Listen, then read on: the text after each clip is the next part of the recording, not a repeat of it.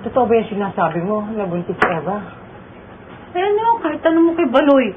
Nagsasabi ako ng totoo. Kaya pala, hindi na bumalik dito dahil nabuntis ang Gaga. Nahihiya siguro. Sinabi ko na nga ba mapapariwarayang traidor na yan. Eh, nasabi ba ate kung saan ngayon nakatira si Eva? Well, hindi ko na inalam. Dahil wala na akong pakialam sa traidor mong anak. Nursing, hanapin natin si Eva. Baka kailangan ng tulong ni Eva. Kung kailangan tayo nun, uuwi yan dito. Nursing? Ginusto niya yung buhay na to. Pues, bahala siya! Nursing!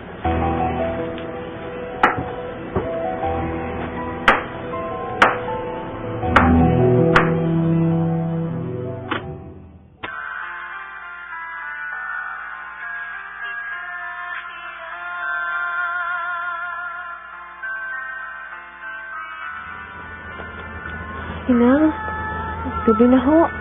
Nag-aalala lang ako, baka wala pa si Jimboy. Huwag mo nang hanapin yung lalaking yun. Kahit yan tumuwad sa kalye, walang mangyayari doon. Hindi katulad mo, nahakbangan lang, buntis ka agad. Alam mo, kung alam ko lang na aakitin mo ang anak ko, hindi na sana kita pinatira dito.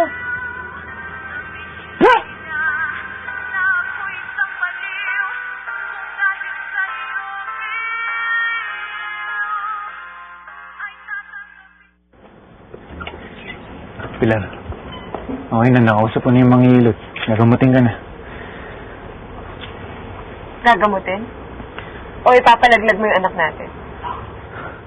Ilang beses ko ba sasabihin sa'yo na hindi ako handa ulit makabuntis? Tsaka ilang taon lang ba ako? Nag-aaral pa tayong dalawa. Ano papakain ko sa anak natin? Eh teka, bakit mo ba pinagdidiskitahan yung anak ko? Bakit hindi mo ipalaglag yung anak na kabit mo? Si Eva, malaki na yung tiyan niya. Bawal nang ipalaglag yun. Tsaka ikaw ang sasabihin sa'yo na mamang tsaka papang mo sa Ilocos kapag nalaman na buntis ka. Walang hiya mo talaga eh.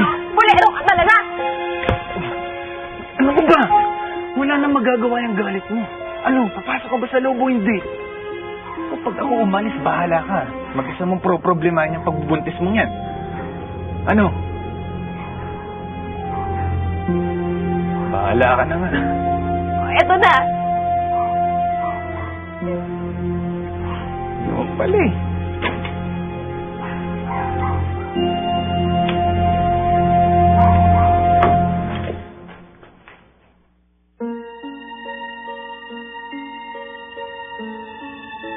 Hoy, buntis! Ayan na hinihintay mo. Jimboy! Anong kalokohan to? Bakit kasama mo siya? Bakit ho?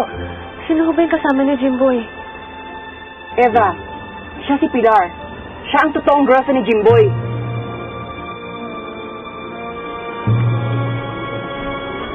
Jimboy, ano to?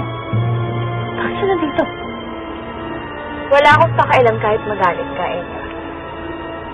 Sa ayaw at gusto mo. Dito na ako titira, kasama ng boyfriend mo.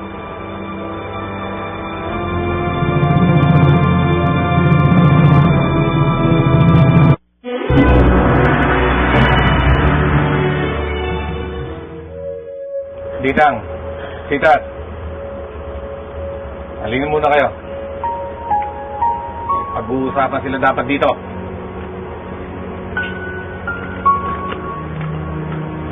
Usap na tayo.